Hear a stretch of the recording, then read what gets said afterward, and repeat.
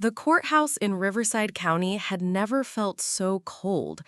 I sat in the back row of Judge Patricia Whitmore's chambers, watching my siblings Nathan and Camila whisper urgently with their high-powered attorneys from Sterling and Associates.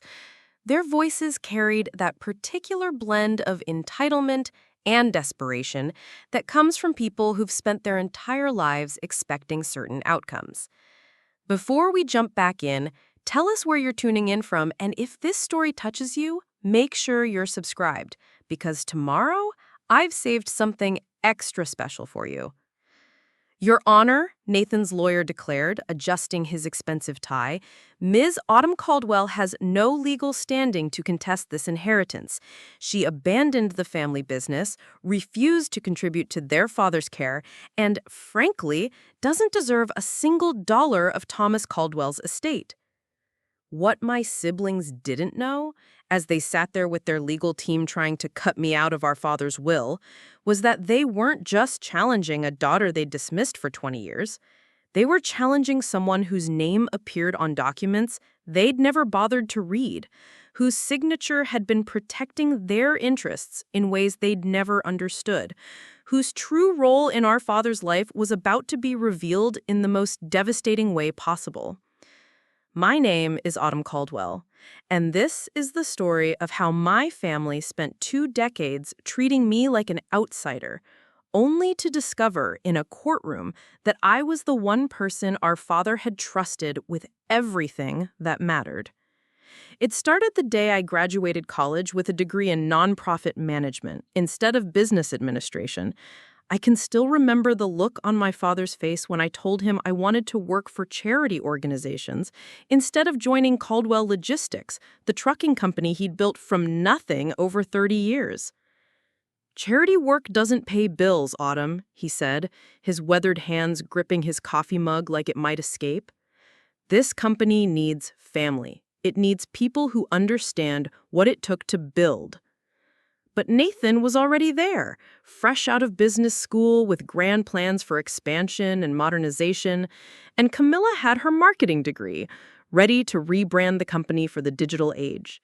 They were the chosen ones, the heirs apparent, the ones who understood that success meant profit margins and market share. Preparing and narrating the story took us a lot of time, so if you were enjoying it, like this video. It means a lot to us. Now, back to the story. I was the idealist who wanted to help homeless shelters manage their budgets and teach financial literacy to single mothers. In my family's eyes, I was wasting my education on people who didn't matter, pursuing a career that would never amount to anything substantial.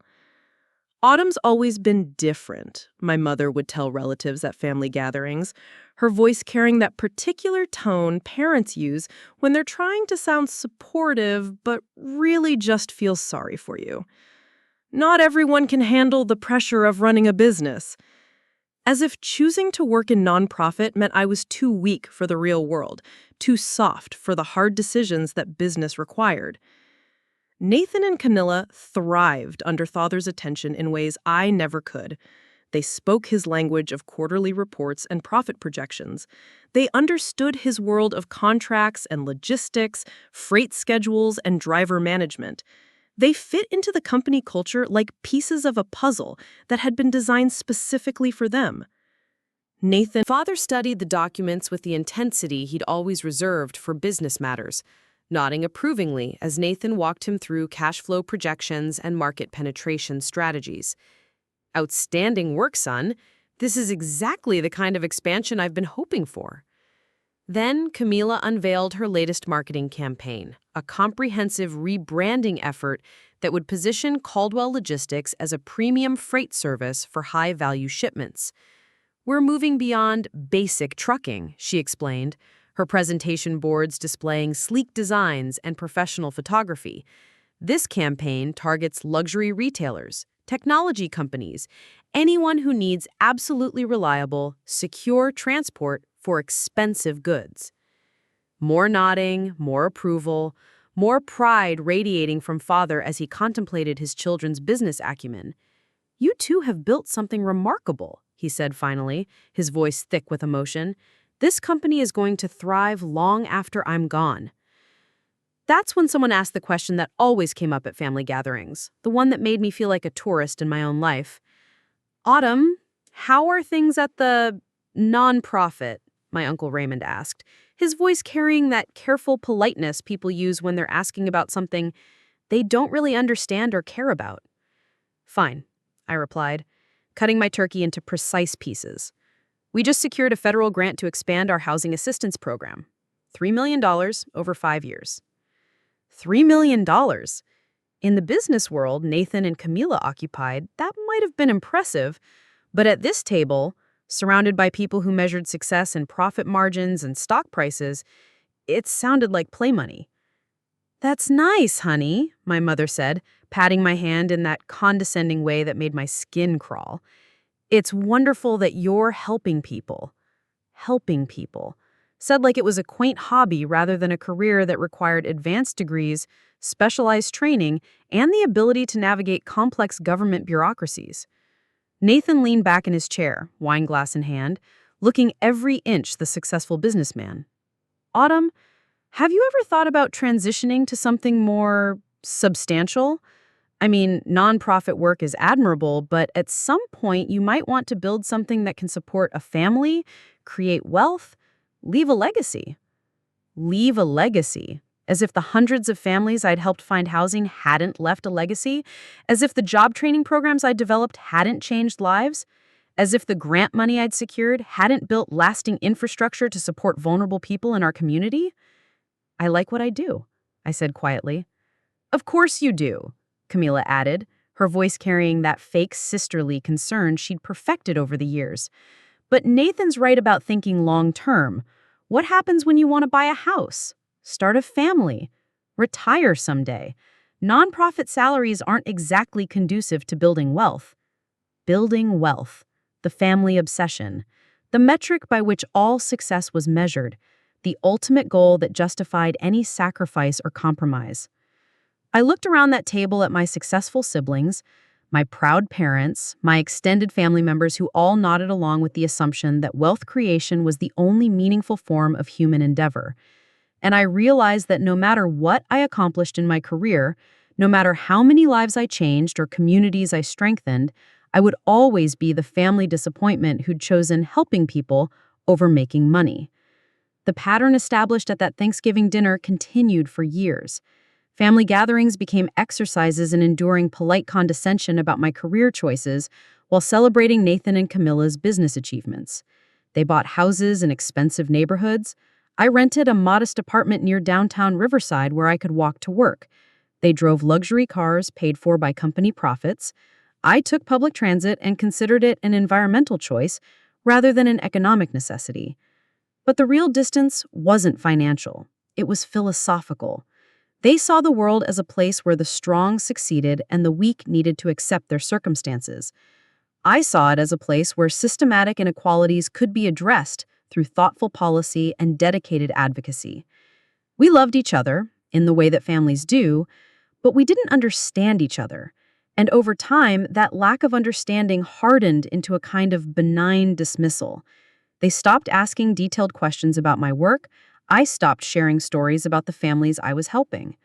We settled into a comfortable distance where they could feel good about supporting their idealistic sister while never having to seriously consider whether her worldview might be valid. Everything changed when Father was diagnosed with pancreatic cancer 18 months ago. The prognosis was grim. Stage 4, inoperable, maybe 6 months to live with aggressive treatment. Suddenly, the family dynamics I'd accepted for 20 years became a matter of urgent practical concern. Father needed care, the business needed leadership transition plans, and decisions had to be made about medical treatment, legal arrangements, and end-of-life preferences. Nathan and Camila stepped up immediately, but in ways that revealed how differently they understood love and responsibility. Nathan focused on business continuity, working with lawyers and accountants to ensure smooth ownership transfer and operational stability. He spent Living with a dying parent taught me things about love and responsibility that no business degree could have prepared me for. Father needed help with basic tasks that he'd always handled independently, managing medications, scheduling appointments, navigating insurance bureaucracies, making decisions about treatment options that all came with terrible trade-offs. Nathan and Camila visited regularly, but their visits had a different quality than my daily presence. They came with updates about business operations, questions about legal documents, concerns about financial planning, important things, but not the same as being there when Father woke up at 3 a.m. in pain, when he needed help getting to the bathroom, when he wanted to talk about memories or fears or regrets. I learned to manage his complex medication schedule, coordinating with multiple doctors and specialists. I became fluent in insurance procedures, understanding which treatments were covered and which required appeals or special authorization. I researched clinical trials, alternative treatments, palliative care options. Most importantly, I learned to listen. Really listen. Not just to Father's medical needs, but to his emotional ones. His fears about dying, his regrets about business decisions, his worries about Nathan and Camila's ability to handle the pressures of running the company without his guidance. "They're smart kids," he told me one evening as we sat on the back porch watching the sunset, "but they think business is just about numbers and strategies. They don't understand that it's about people.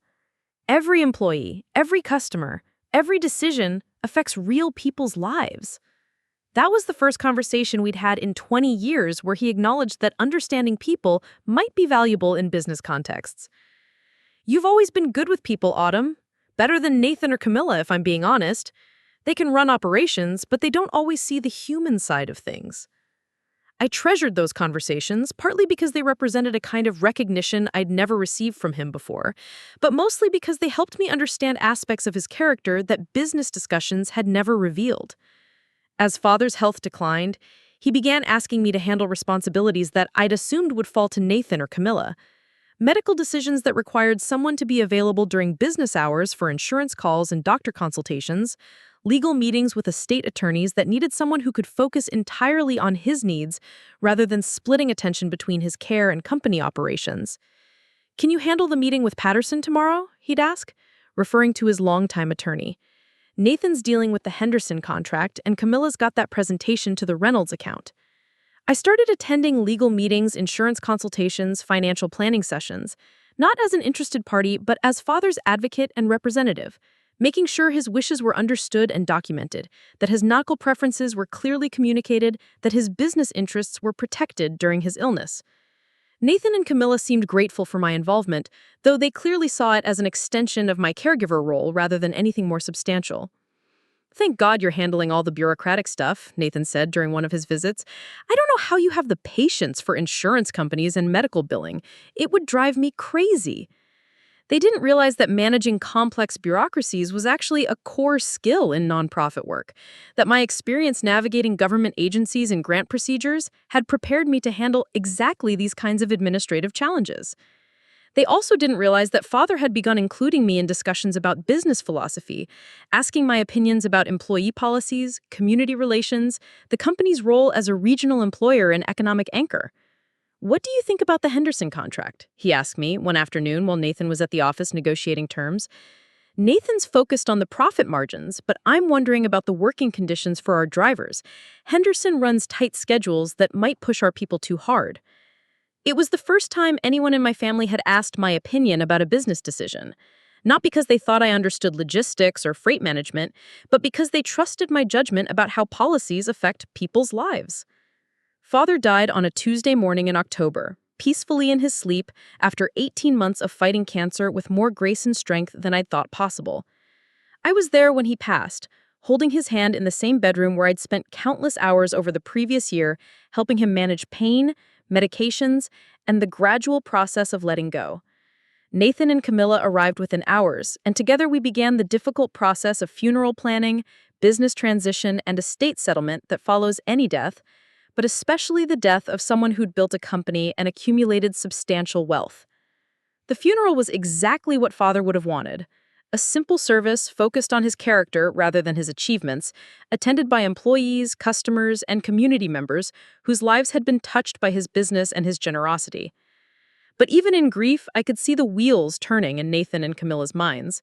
The company needed leadership transition, the estate needed to be settled, legal documents needed to be executed.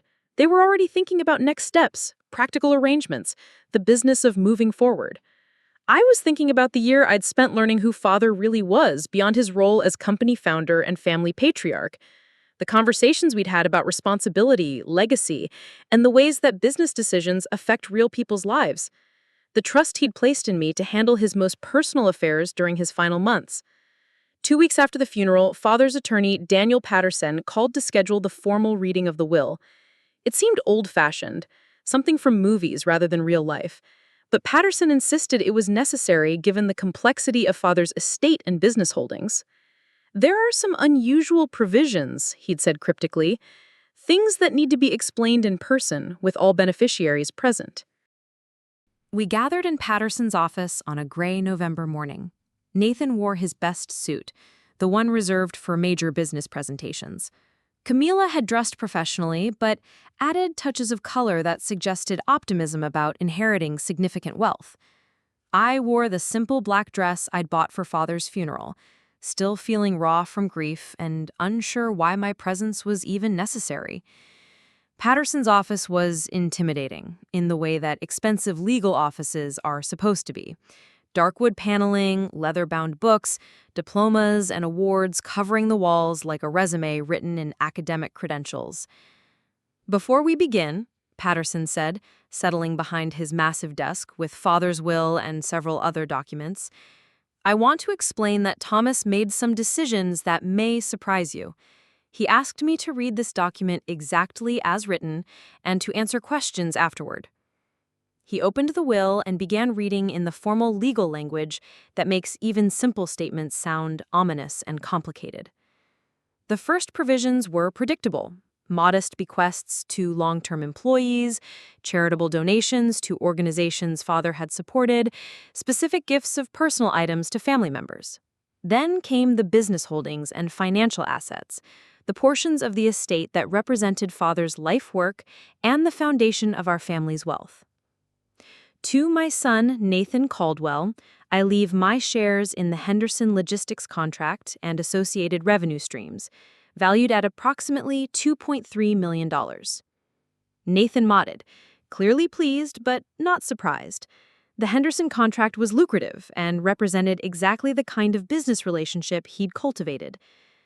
"To my daughter, Camila Caldwell, I leave ownership of the company's marketing assets, brand intellectual property, and customer relationship management systems, valued at approximately $1.9 million. Camila smiled, recognizing that these assets represented her specific contributions to modernizing the company's image and operations. Then Patterson paused, looking directly at me with an expression I couldn't read. "To my daughter, Autumn Caldwell, I braced myself for some modest bequest, maybe a small financial gift or sentimental items that acknowledged my role as caregiver during Father's final year.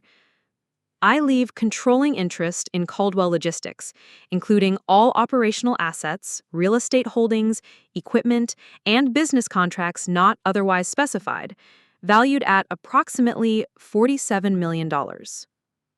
The room went deadly silent. $47 million? Controlling interest. The company that I'd never worked for, never contributed to, never understood in terms of logistics or operations or strategic planning. Nathan's face had gone white. Camila was staring at Patterson like he'd spoken in a foreign language. "I'm sorry," Nathan said finally, his voice barely above a whisper. "Could you repeat that?"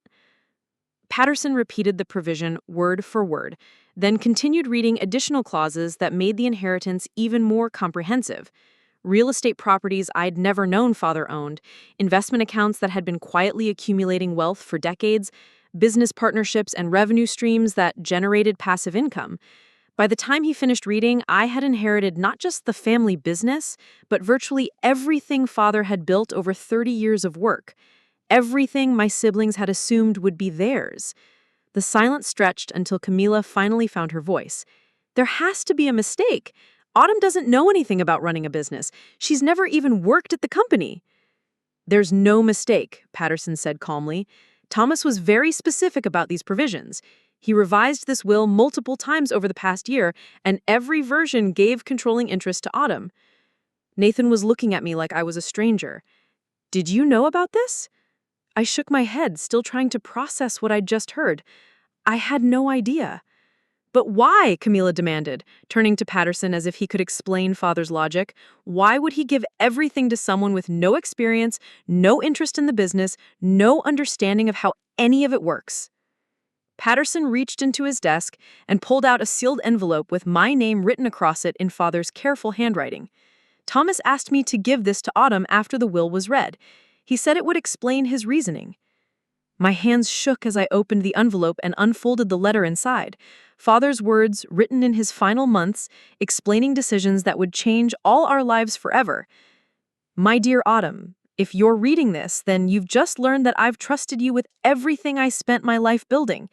I know this comes as a shock, and I know Nathan and Camila don't understand. Let me explain.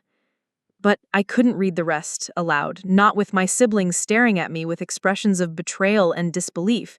Not in this lawyer's office that suddenly felt like a courtroom where I was being accused of crimes I didn't understand. The family meeting I dreaded for 20 years was about to begin, except this time, I wasn't the outsider looking in. I was the person with all the power, trying to figure out what to do with an inheritance that would change everything I thought I knew about love, family, and what it means to build a legacy that lasts. I couldn't finish reading Father's letter in that lawyer's office, not with Nathan and Camila staring at me like I'd stolen something that belonged to them. The weight of their shock and anger was suffocating, and I needed space to process what had just happened. I need some air, I said, folding the letter carefully and putting it in my purse. Can we continue this later? Patterson nodded understandingly. Of course, this is a lot to absorb. Why don't we reconvene tomorrow morning? That will give everyone time to process the information and prepare any questions. Nathan stood abruptly, his chair scraping against the hardwood floor. Questions? I have questions right now. Like how someone who's never shown any interest in the family business suddenly inherits everything we've worked for. Nathan, I started, but he held up a hand. Don't. Just don't. This is insane, and you know it. He stormed out, leaving Camila and me alone with Patterson. My sister sat quietly for a moment, then looked at me with an expression I'd never seen before.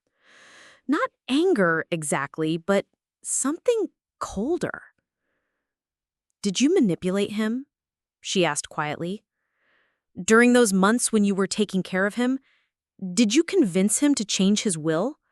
The accusation hit like a physical blow. "Camila, I had no idea. Because if you did, if you used his illness and vulnerability to steal our inheritance, I will never forgive you." She left without another word, her heels clicking against the marble floor with sharp, angry precision. I sat alone in Patterson's office, holding Father's letter and trying to understand how my life had changed so completely in the span of 30 minutes. That evening, in the quiet of my small apartment, I finally read Father's letter in its entirety. His words, written in the careful script I remembered from birthday cards and school permission slips, explained everything. My dear Autumn, if you're reading this, then you've just learned that I've trusted you with everything I spent my life building. I know this comes as a shock, and I know Nathan and Camila don't understand. Let me explain. Over the past year, as you cared for me during my illness, I watched you handle responsibilities that your brother and sister couldn't manage. Not because they're not capable, but because they think differently about what matters. When insurance companies tried to deny coverage for my treatments, you spent hours on the phone fighting for approvals. When doctors recommended procedures I wasn't sure about, you researched everything, found second opinions, helped me make informed decisions based on my values rather than just medical recommendations. You managed my medications, coordinated my appointments, and somehow, the first folder contained balance sheets showing the company's actual value, not just the trucking operations Nathan managed or the marketing assets Camila had developed, but a complex network of real estate holdings, subsidiary companies, and investment partnerships. Caldwell Logistics owned the industrial complex where our trucks were serviced, worth $12 million according to the most recent appraisal. We had partnerships with 3 different freight consolidation companies that generated passive income streams. We owned rental properties in 4 different cities that housed employees who'd relocated for work. The trucking company I'd thought of as father's main business was actually just one component of a diversified operation worth almost $60 million in total assets. But the most shocking discovery was a folder labeled Community Investments that contained documents I'd never seen before. Father had been quietly funding scholarship programs for children of company employees. He'd established a small foundation that provided emergency financial assistance to drivers who faced medical crises or family emergencies. He'd invested in affordable housing projects in neighborhoods where many of our workers lived. These weren't business expenses or tax write-offs. They were genuine efforts to use company profits to strengthen the communities where we operated. Exactly the kind of values-based approach to business that I'd spent my nonprofit career advocating for. Nathan and Camila had never mentioned any of these programs. Either they didn't know about them, or they'd assumed they were minor charitable gestures rather than significant commitments. I called Richard Steinberg at First National Bank that afternoon. Father's letter had described him as someone who understood the business and could guide me through financial complexities, but I wasn't prepared for his reaction when I explained who I was. "Autumn, finally! Your father talked about you constantly during his final year. He was so proud of the work you did caring for him and so excited about his plans for transitioning business leadership." Plans for transitioning business leadership? Father had been planning this inheritance for months, maybe longer. "Richard, I have to be honest. I don't understand most of what I've inherited. The trucking company is just one piece of something much larger and more complicated than I realized." "Of course it is." Thomas never wanted Nathan or Camila to see the full picture until they were ready to handle the responsibilities that come with that kind of wealth. "But I don't know anything about handling those responsibilities either." Richard's laugh was warm and reassuring. "Autumn, you spent a year managing your father's complex medical care while coordinating with multiple doctors, insurance companies, and treatment facilities. You navigated bureaucracies most people find impossible. Business management isn't that different.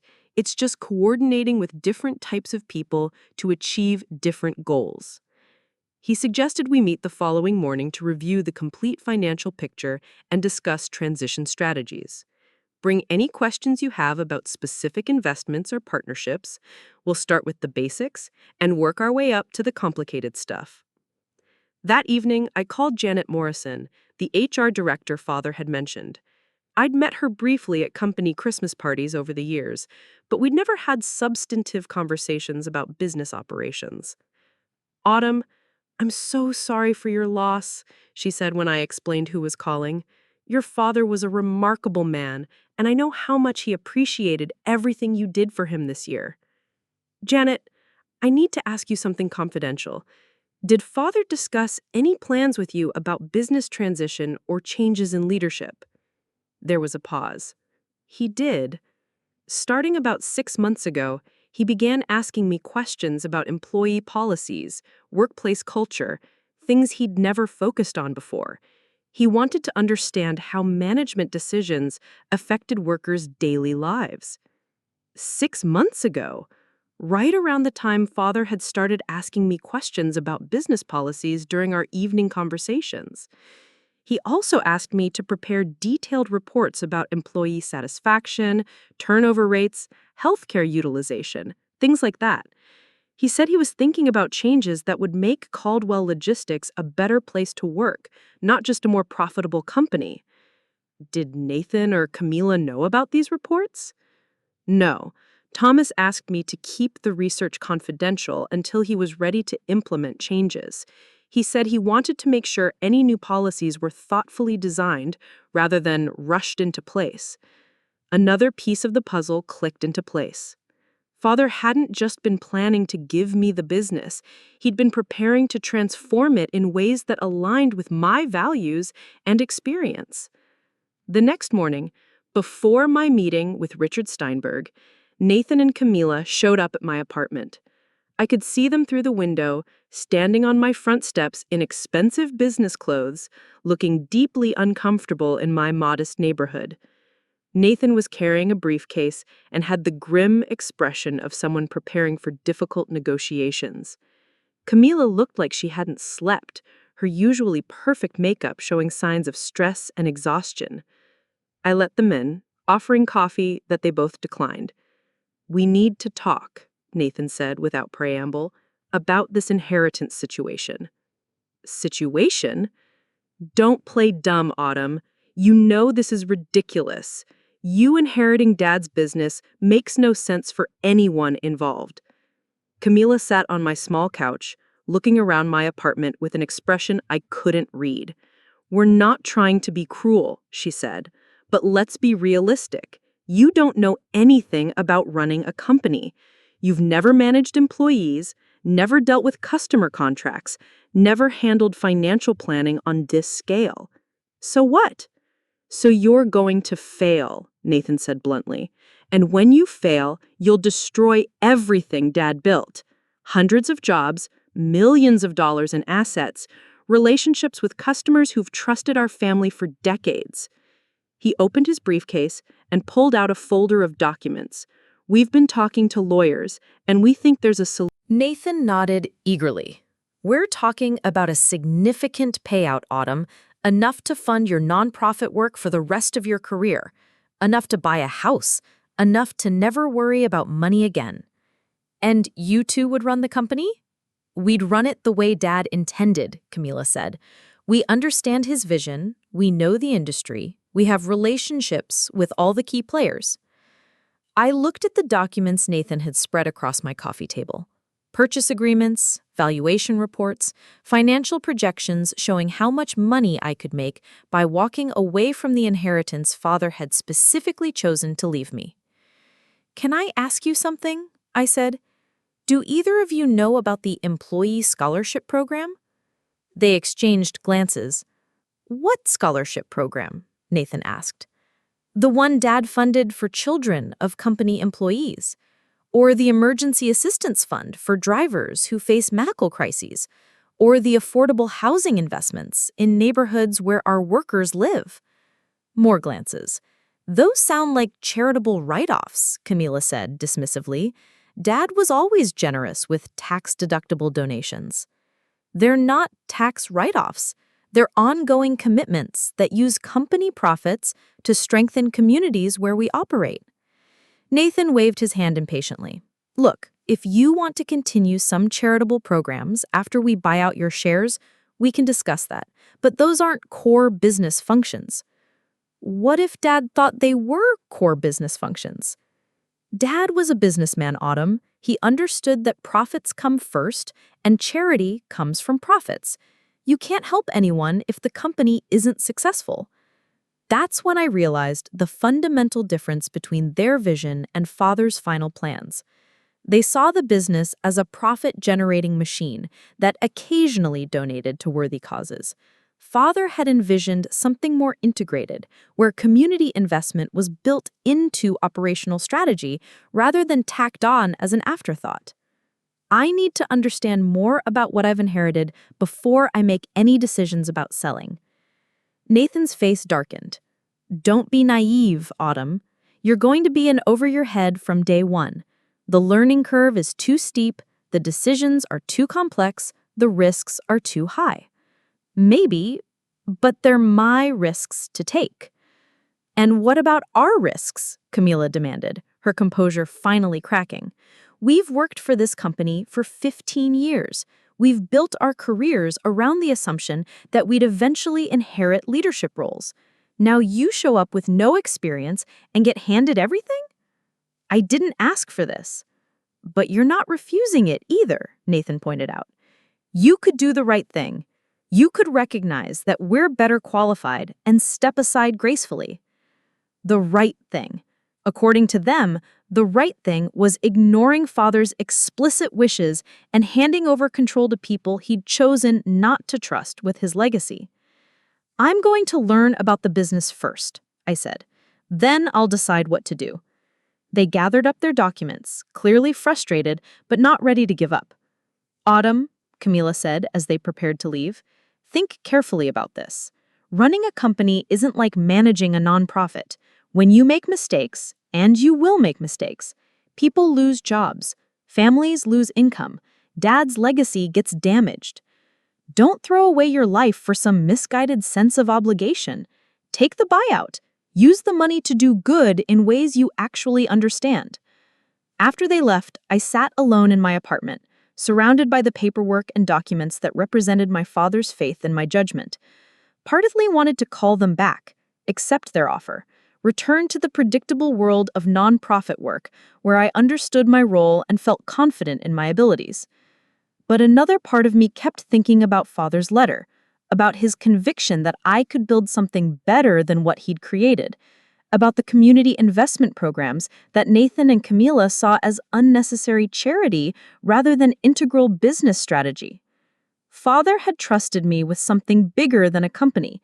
He'd trusted me with an opportunity to prove that business success and community welfare weren't opposing forces. The question was whether I was brave enough to try, or foolish enough to think I could succeed where more experienced people expected me to fail. Either way, I was about to find out exactly what I was capable of when everything I'd thought I knew about my life got turned upside down. My meeting with Richard Steinberg the next morning lasted 4 hours and changed everything I thought I understood about business, wealth, and responsibility. His office overlooked downtown Riverside, with floor-to-ceiling windows that made the city look manageable and organized from 30 floors up. "Your father was more than a client," Richard began, spreading financial documents across his conference table. "He was someone who understood that building wealth means nothing if you don't build it responsibly." The numbers were staggering. Caldwell Logistics generated $47 million in annual revenue, but the associated investments and subsidiary operations brought total asset value to nearly $89 million.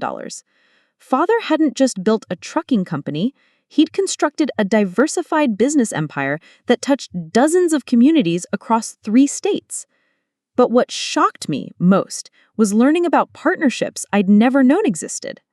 "Your Thomas quietly acquired stakes in 5 different community development corporations over the past decade," Richard explained, showing me ownership documents and financial reports. "CDCs that build affordable housing, provide small business loans, operate job training programs in underserved neighborhoods. These weren't charitable donations or tax write-offs. They were strategic investments in community infrastructure that generated modest returns while creating measurable social impact." 8 years. While I'd been working for nonprofits and feeling like an outsider to the family business, Father had been quietly transforming that business into something that aligned with values I'd been advocating my entire career. Richard, I need to ask you something honestly. Do you think I'm qualified to manage this? He was quiet for a long moment, studying the financial reports spread between us. Autumn, your father spent the better part of a year testing your judgment on complex decisions. Medical treatment options, insurance appeals, end-of-life care coordination. Every choice involved weighing costs against benefits, short-term convenience against long-term consequences. But those weren't business decisions, weren't they? You managed a budget for his care, coordinated with multiple service providers, made strategic decisions about resource allocation. You advocated for his interests with insurance companies and medical bureaucracies that didn't want to provide services he needed. Richard pulled out a folder I hadn't seen before. Your father kept detailed notes about your conversations during his illness, questions you asked, insights you offered, concerns you raised about policies and their effects on people. I opened the folder and found pages of Father's careful handwriting, documenting discussions I'd barely remembered having. Autumn asked whether our health insurance plan covers mental health services for drivers dealing with PTSD from accidents. Important question. Need to research coverage options. Autumn suggested that our employee assistance program should include financial counseling, not just crisis intervention. Most drivers are one emergency away from serious debt. Autumn pointed out that our scheduling system doesn't account for drivers with family obligations, asked whether we could offer more flexible routes for single parents. Page after page of observations and questions that demonstrated I'd been thinking about business operations in ways that prioritized employee welfare alongside operational efficiency. He wasn't just documenting conversations, Richard said. He was building a case for why you were the right person to inherit leadership responsibilities. That afternoon, I drove to the Caldwell Logistics headquarters for the first time in 5 years. The facility had expanded significantly since my last visit, occupying a modern complex that housed administrative offices, maintenance facilities, and a dispatch center that coordinated trucks across multiple states. Janet Morrison met me at the main entrance, her warm smile providing some comfort in an environment that felt alien and intimidating. "I'm glad you decided to learn about the business before making decisions about your inheritance," she said, as we walked through corridors lined with photos showing the company's growth over 3 decades. "I'm not sure I have a choice. Nathan and Camila think I should sell my shares and walk away, but something about that feels wrong." She stopped walking and turned to face me. "Autumn, can I tell you something your father said about 6 months ago?" I nodded. "He told me that Nathan and Camila were excellent at managing operations and marketing, but they thought about employees as resources to be optimized rather than people with complex lives and needs. He said you were the only person in the family who consistently asked questions about how business decisions affected human beings." We continued the tour, visiting the dispatch center where coordinators tracked hundreds of trucks across multiple routes, the maintenance facility where mechanics kept the fleet operational, and the administrative offices where customer service representatives managed relationships with major retail clients. At each stop, Janet introduced me to employees who'd worked for the company for years, sometimes decades. Their responses to learning I was Thomas Caldwell's daughter were uniformly warm and respectful, but I could see questions in their eyes about what my inheritance might mean for their jobs. "Miss Caldwell," said Maria Santos, a dispatcher who'd been with the company for 12 years. "Your father was a good man to work for, fair, honest, generous with benefits and time off when we needed it. I hope whoever runs the company next understands that we're not just numbers on a spreadsheet." That evening, alone in my apartment, I called the one person I trusted to give me honest advice about impossible decisions.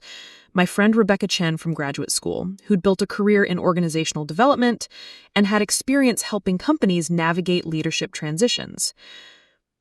"Let me understand this correctly," Rebecca said, after I had explained the inheritance situation. "Your father left you control of a business worth nearly $90 million.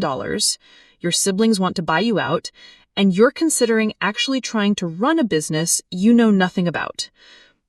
When you put it like that, it sounds insane." "It doesn't sound insane. It sounds terrifying and potentially transformative. Tell me about your father's letter again." I read her excerpts from father's explanation, his vision for using business success to strengthen communities, his conviction that I had instincts about fairness and responsibility that would serve the company well. "Autumn, you've spent 15 years managing complex projects with limited resources, coordinating between government agencies, community organizations, and service providers. You've written grants worth millions of dollars, managed budgets, overseen staff, and navigated bureaucracies that make corporate management look simple." "But I've never run a for-profit business." "So what? Your father didn't start with experience running a trucking company either. He learned by doing, made mistakes, figured things out through trial and error. The difference is that you're starting with his foundation and his financial resources." Rebecca was quiet for a moment, then asked the question I'd been avoiding. "What happens if you sell to Nathan and Camila?" I thought about the community development investments they'd dismissed as unnecessary charity, the employee programs they'd never known existed, the values-based approach to business that father had been quietly implementing for years. They turn it back into a traditional company focused on profit. We've been talking to legal counsel about the inheritance situation, he said, his voice formal and businesslike. "There may be options for challenging Father's will if we can demonstrate that you're not qualified to manage the assets responsibly." "Are you threatening me?" "We're exploring all available options to protect the family business." They arrived at my apartment that afternoon with Harold Blackwood, an attorney from Sterling and Associates who specialized in estate disputes. Blackwood was exactly what I'd expected. Expensive suit, authoritative manner, briefcase full of legal documents designed to intimidate people into compliance. "Ms. Caldwell," Blackwood began, settling into my small living room like he owned it, "I've reviewed your father's will, and while the provisions are legally valid, there are grounds for challenging the bequest based on questions about testamentary capacity and undue influence." "What does that mean?" Nathan leaned forward eagerly. "It means we can argue that Dad wasn't thinking clearly when he changed his will, that his illness impaired his judgment, or that you manipulated him during his vulnerable final months," Camila added, "used your position as caregiver to influence his decision-making." The accusation hit like a slap. They were suggesting I'd manipulated a dying man for financial gain, that my year of caring for Father had been motivated by greed rather than love. That's not what happened. "Prove it," Blackwood said calmly, "because from the outside, it looks suspicious. A daughter who'd shown no previous interest in the family business suddenly becomes the primary beneficiary after spending months alone with an ill and possibly impaired testator. I never discussed inheritance with Father, not once. But you did discuss business operations, didn't you?" Blackwood consulted his notes. Conversations about employee policies, community investments, company priorities, conversations that might have influenced his thinking about who should inherit control.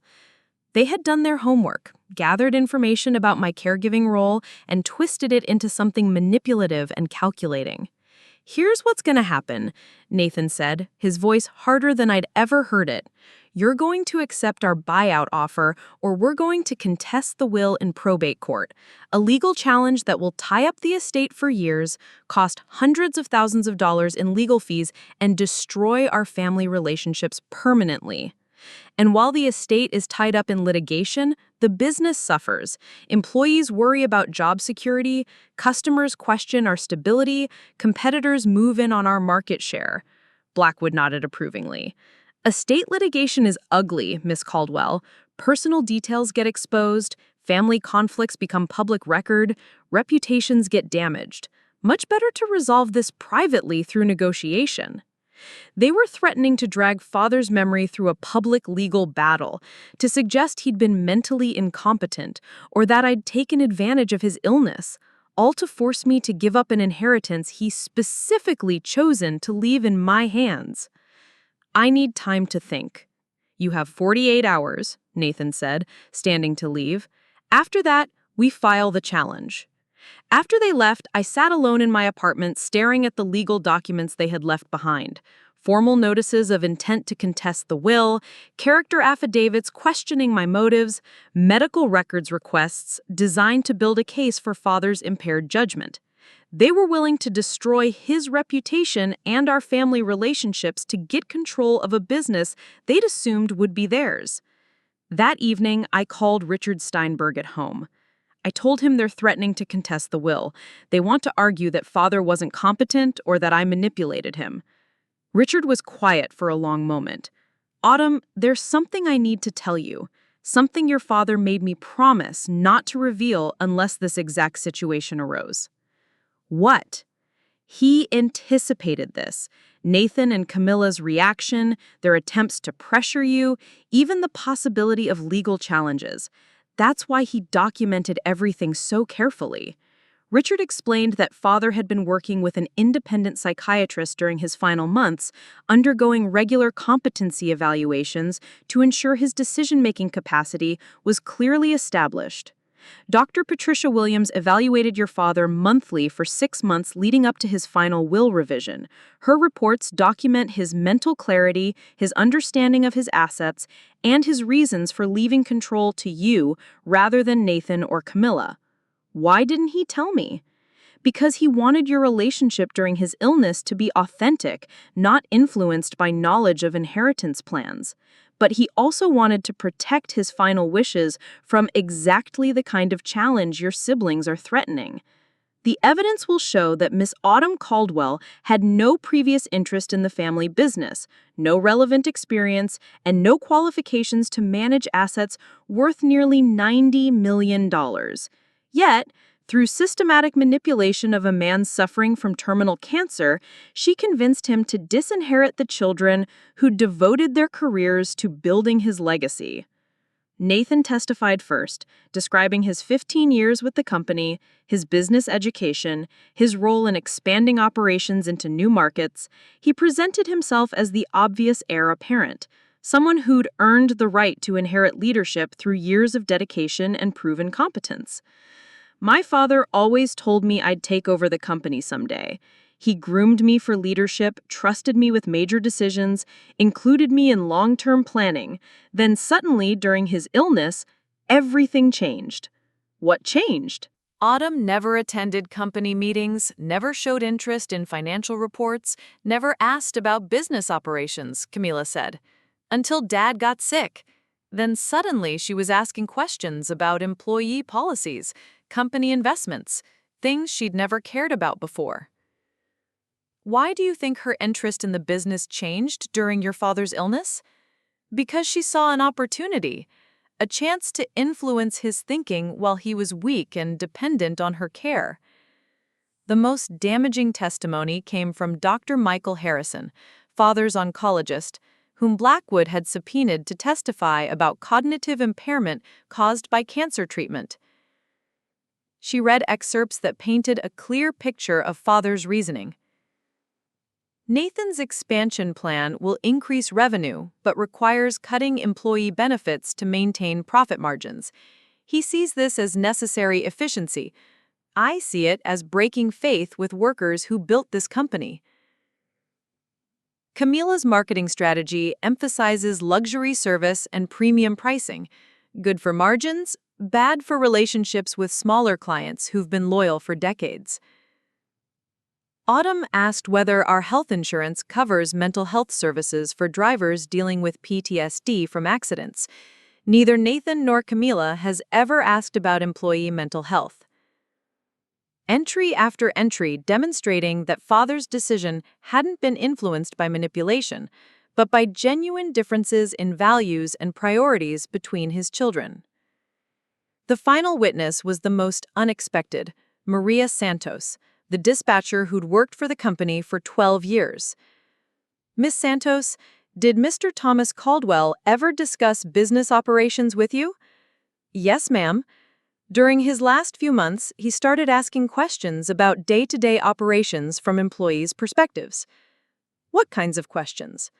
Whether we felt supported by management, whether company policies worked in practice or just looked good on paper, whether we had ideas for improvements that nobody had asked us about. Did he ask these questions of other employees as well? Yes, drivers, mechanics, office staff. He wanted to understand what it was actually like to work for his company, not just what the reports said. Did Nathan or Camila Caldwell ever ask you these kinds of questions? Maria hesitated, clearly uncomfortable criticizing her employers in public. They're good people, but they mostly talk to department heads and supervisors. They didn't usually ask regular employees about our experiences or ideas. Patricia's closing argument was devastating in its simplicity. Your Honor, this case isn't about business qualifications or traditional succession planning. It's about a dying man's right to choose how his life's work will be used after his death. Thomas Caldwell spent his final year observing how his children approached questions of responsibility, fairness, and human welfare. He concluded that Nathan and Camila, despite their business expertise, would run the company in ways that prioritized profits over people.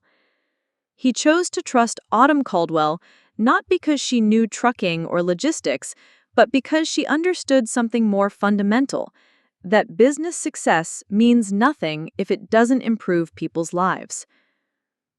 When Judge Whitmore called for a recess before delivering her decision, I sat in the courthouse hallway feeling like my entire future was balanced on the edge of a knife. Nathan and Camila sat with their legal team, confident in their case, but clearly nervous about testimony they hadn't expected. "Whatever happens," Patricia Reynolds said quietly, "you handled yourself with dignity. Your father would be proud." Judge Whitmore reconvened the court an hour later, her expression unreadable as she prepared to deliver a decision that would determine not just my inheritance, but the future of everyone who worked for Caldwell Logistics. This court has carefully considered the evidence regarding Thomas Caldwell's testamentary capacity and the circumstances surrounding his final will. The medical evidence shows no indication of cognitive impairment. Dr. Williams' competency evaluations demonstrate clear mental faculties throughout the period in question. Mr. Caldwell's detailed documentation of his decision-making process shows thoughtful, rational reasoning based on careful observation of his children's values and approaches to business leadership. I held my breath. The court finds no evidence of undue influence. Ms. Autumn Caldwell's role as caregiver appears to have been motivated by genuine concern for her father's welfare, not by financial opportunism. Her conversations with Mr. Caldwell about business policies were responses to his questions, not attempts to manipulate his thinking. Nathan's face had gone pale. Most importantly, this court recognizes that a property owner has the right to dispose of his assets according to his own values and judgment, even when those decisions seem unconventional to others. Judge Whitmore looked directly at me. "Ms. Caldwell, please stand." This was it, the moment that would determine whether I'd spend the rest of my life proving myself worthy of Father's trust or watching his legacy be transformed into something he'd explicitly chosen to avoid. "Ms. Caldwell, while you may lack traditional business experience, the evidence suggests that you possess something equally valuable, a clear understanding of how business decisions affect human lives. Your father recognized this quality and believed it would serve his company and employees well. The will contest is denied. Thomas Caldwell's final testament will be executed as written." The courtroom erupted. Nathan and Camila's legal team immediately began discussing appeal options. More significantly, we'd formalized the community investment programs that Father had been quietly funding for years. The Caldwell Community Foundation now operated as a separate nonprofit organization, funded by company profits and focused on affordable housing, job training, and educational opportunities in communities where our employees lived. Nathan and Camila had both left the company after the court decision, starting their own logistics firm with financial backing from investors who valued their operational expertise. We maintained professional relationships. They were still family, despite everything that had happened, but we'd never recovered the closeness we'd once shared. The business was thriving. Employee satisfaction surveys showed significant improvements in workplace culture. Customer relationships had strengthened as we'd focused on service quality over pure profit maximization. Revenue had actually increased as we'd invested in equipment upgrades and training programs that improved efficiency. But the most meaningful change was personal. For the first time in my life, I felt like I was using my skills and values in work that mattered on multiple levels, supporting employees, serving customers, strengthening communities, and honoring Father's memory. Maria Santos had been promoted to operations manager, bringing her 12 years of frontline experience to strategic decision-making. James Rodriguez now headed our equipment maintenance division, implementing preventative care programs that reduced breakdowns while improving working conditions for mechanics. "Ms. Caldwell," Maria said during one of our weekly staff meetings, "I wanted you to know that drivers are talking about how different things feel around here. Not just the policy changes, but the sense that management actually cares about us as people." That evening, alone in Father's old office, now mine, I reread his letter one final time. Use this inheritance to build something better than what I created. Make decisions I was too focused on profits to make. Be the leader I wish I'd been earlier in my career. I thought about Nathan and Camila, about their assumption that business success required choosing profits over people, efficiency over compassion, traditional approaches over innovative solutions. They'd been wrong about business, wrong about leadership, and wrong about me. But mostly, they'd been wrong about father. He hadn't been the traditional businessman they'd thought they understood. He'd been someone who'd spent his final year learning that success without social responsibility was ultimately hollow. The inheritance I'd fought to keep wasn't just money or property or business assets. It was a challenge to prove that commerce could be a force for community strengthening, that leadership could prioritize human welfare alongside financial performance, that success could be measured in more than profit margins. 6 months into my tenure as CEO of Caldwell Logistics, I could finally say with confidence that father had chosen well. Not because I'd mastered trucking or logistics or traditional business management, but because I'd learned to use the tools of commerce to build the kind of world I wanted to live in. A world where business success and human dignity weren't competing priorities, but complementary aspects of the same fundamental goal: creating communities where everyone has the opportunity to thrive. The woman who'd spent 20 years feeling like an outsider to the family business had become its heart and soul. And for the first time since inheriting father's legacy, I understood why he'd trusted me with everything that mattered to him. Because he'd known that the most important qualification for leadership isn't technical expertise. It's the wisdom to use power in service of something larger than yourself. Up next, you've got 2 more standout stories right on your screen. If this one hit the mark, you won't want to pass these up. Just click and check them out. And don't forget to like, subscribe, and turn on the notification bell so you don't miss any upload from us.